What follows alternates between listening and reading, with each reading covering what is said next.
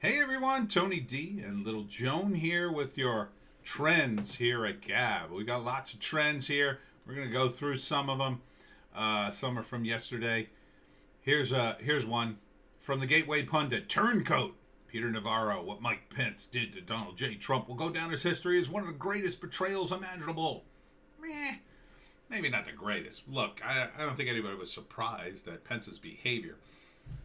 He had a real opportunity. I think he could have really come through and been the hero of the day and turned things around for the Republican Party, but he didn't.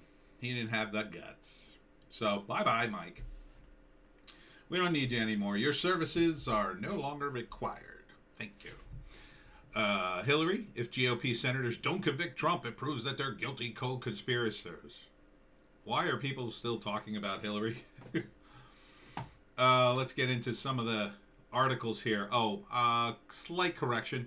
I think I said that the Trump team was calling up 301 witnesses. Sounds like the Democrats were the one calling up all the witnesses, but then supposedly the managers, the impeachment managers, of which Eric Swalwell was one, folded because the Trump legal team was going to call Pelosi to the stand. That would have been something. Oh, man. Get old Nancy up on that stand and question her. Oh, they would have had a field day. Man, the lawyers did a good job. I got to say, I was really worried in the beginning. They looked lame, but man, they finished strong, very strong. So, that's just hilarious that they were gonna subpoena Pelosi. Bit of good news here. White House Deputy Press Secretary T.J. Ducklow resigns, apologizes for harassing a reporter. Good for you. This is what should have happened. He crossed the line. He should have resigned. That was appropriate. But even more appropriate would have been that Biden would have kept his promise and fired him. But Biden didn't do that. Biden wasn't involved, and he sort of sidestepped the whole issue. But good for you. I give this guy a little bit of credit for resigning, even though they probably came to him and said, "Look, if you don't resign, we got to fire you." So they probably let him resign because they like him. And but he crossed the line, man. You don't threaten a reporter, especially the reporters that are on your side anyway. Here's a great story. Louisiana GOP unanimously votes to censure Senator Bill Cassidy. I just recorded a video about this a couple of hours ago, and already they're censuring the guy. So he, as a Republican, voted to convict Trump. Now he's done. Oh, you're so done, Cassidy. Might as well join the Democrats now. You are done. You are going down. CNN's Jake Tapper shames Trump's lawyers over Orthodox Jewish faith. This is such a weird story. According to Breitbart, CNN's Jake Tapper mocked David Schoen, one of former President Donald Trump's lawyers, for his Orthodox Jewish faith on Friday afternoon. He left the Senate impeachment trial to make it home in time to observe the Sabbath, because that's an important thing for if you're Jewish Orthodox. You don't work on the Sabbath. And Tapper, who is also Jewish but not Orthodox, obviously, mocked Schoen, suggesting that he had violated the tenets of his faith by representing the president. Man, that is far to go to smear a guy, Tapper. And this is Jake Tapper. You're supposed to be a news guy, Tapper. What are you doing? Is this investigative journalism, smearing a guy over his faith?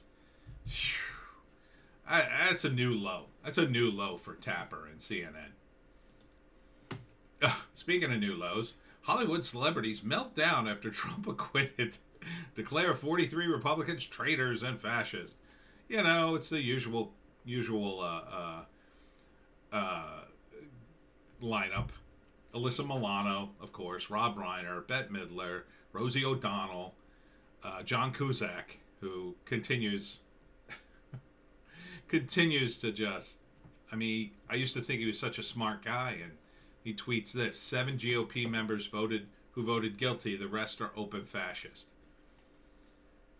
John, seriously, man, get help. Get help. You're not in the resistance. Trump is not a fascist. Biden is, though.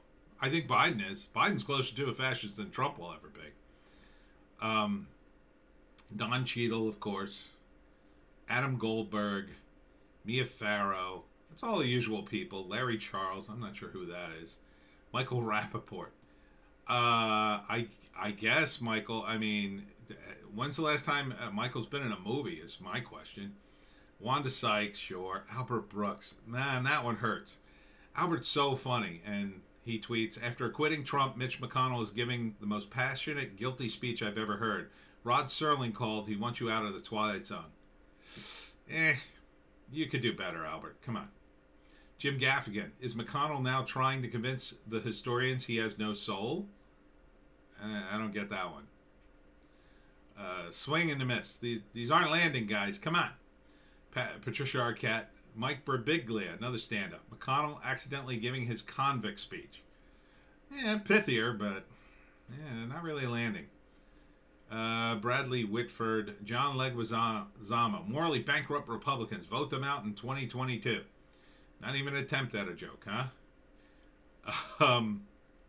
And he's retweeting Brooklyn Dad Defiant. Sandra Bernhard. History has not written its final chapter. It is shocking, and yet more will unfold to show the rotten underbelly of unarguably blah, blah. Not even an attempt at a joke there. Where are the jokes? Where are the jokes, comedians? It's amazing how serious comedians will get. Matthew Lilliard. Lilliard? Is that the guy who played Shaggy? These cowards possess the power to send men and women to war? That ain't right. Vote them all out. Did Matthew Lilliard care when Obama was drone bombing people, or that Trump has got all these peace deals and trying to bring the soldiers home? I mean, he's concerned about war. You're backing the wrong horse, Matthew. But that's Hollywood for you.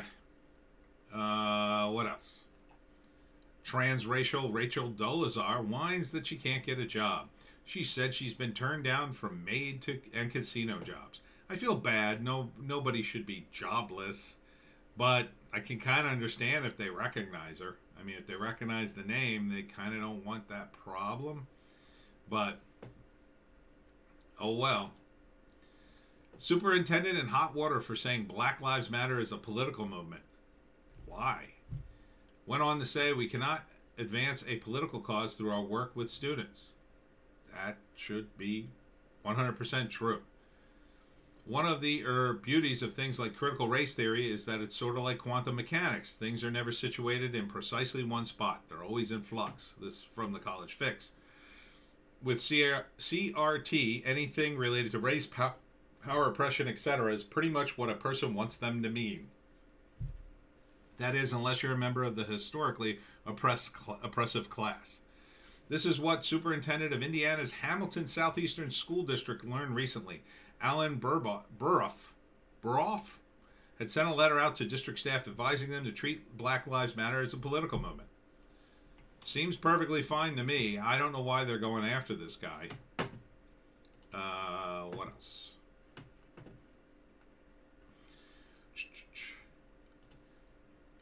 He went on to say that teachers can explore the origins of a political cause via the social concepts and events that brought it to the political arena. The Racial Equity Community Network, founded by district parents, oh Jesus, said his letter seemed to, quote, discourage the teachers and employees from discussing and supporting Black Lives Matter in the classroom. It added BLM is not an extremist political group, but is about humanity. It's still political, you yahoos. I just can't even read the rest of this one. See, it's in the schools. If you're not at your school board meeting, making sure this stuff doesn't fly, you have no one to blame but yourself. When critical race theory, when your kid comes home with that critical race thing, it's too late. It's too late. Okay? You're going to wait until your kid starts spouting this nonsense before you go, oh no, they're teaching it. You better get to that school board meeting. Oregon promotes teacher program that seeks to undo racism in mathematics. Yes, this is a real thing. A toolkit includes a list of ways white supremacy culture allegedly infiltrates math in classrooms. This is a legitimate, well, not legitimate, but it's a thing that's happening in Oregon. They're insane. They're absolutely insane. If one thing is not racial, it's math. But these people see white supremacy in everything. If they could see it in math, they could see it in literally anything. So, I'm telling you, get to your school board meetings. If you got kids, you better check this stuff out. It'll be too late once they start bringing it home. Then your kid suffers. Then your kid gets the low grade. Oh, this was funny. Pandemic superhero named COVID ban attends Michigan House Oversight Committee, mocks them to their faces. Dude, this is really good.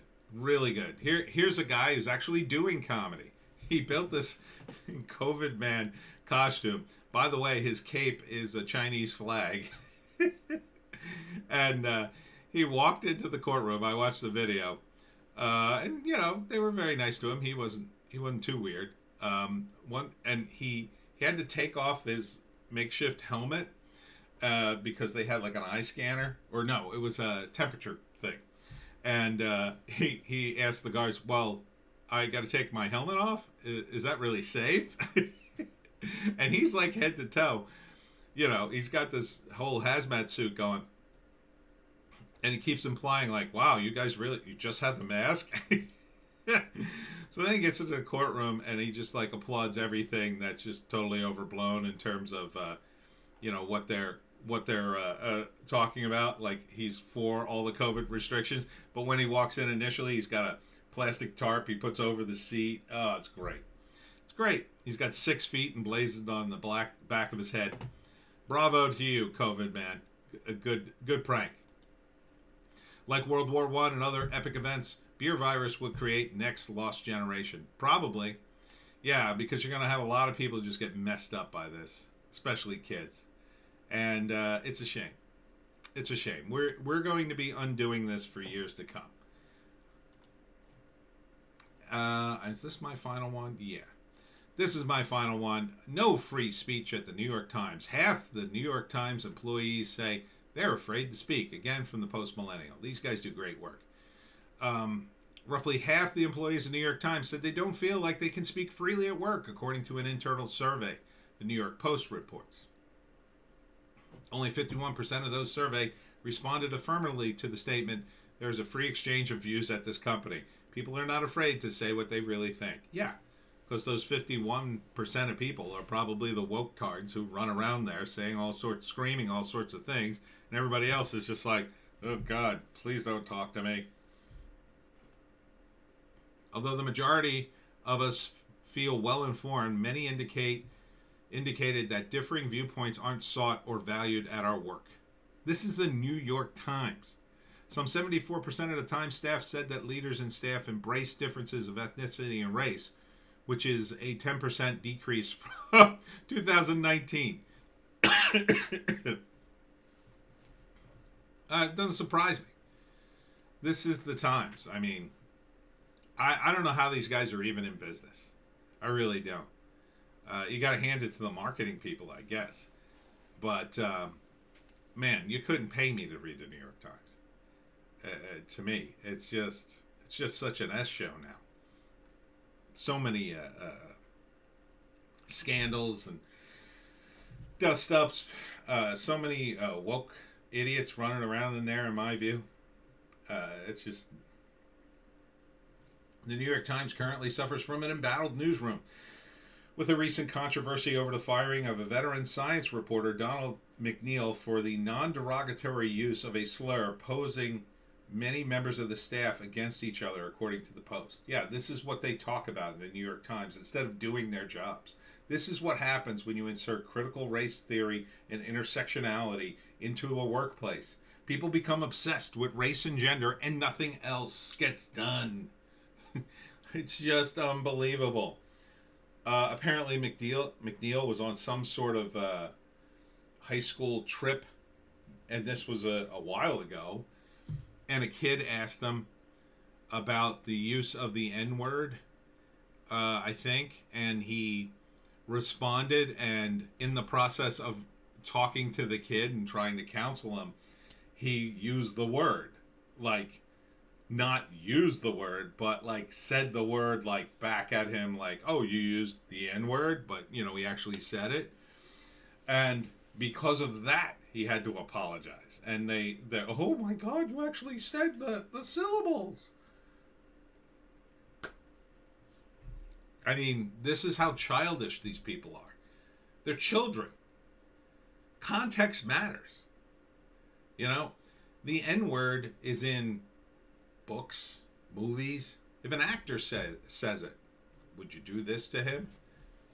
If an actor's playing a bad guy in a movie, would you fire him for saying it? Probably. These people are that woke. What an S show. What an absolute S show 2021 is turning out to be. Was there anything else? Let's see. Oh, more stuff about Britney Spears, and Russia is ready to cut ties with the EU. Good job, EU. I think that was about it. Impeachment aide says graphic accidentally included fake blue check on tweet shown in trial. Bull. You are full of it. I saw that tweet. I saw that part of the impeachment. You guys are full of it. You put that blue check mark there to validate the tweet. Nice try. Nice try. Indigenous professor doxes, quote, racist students after they transfer out of her class. Wow. It's just getting more and more petty. Biden's Valentine's Day tour on White House lawn garners cotton candy questions from press, as always. As always. Let's see.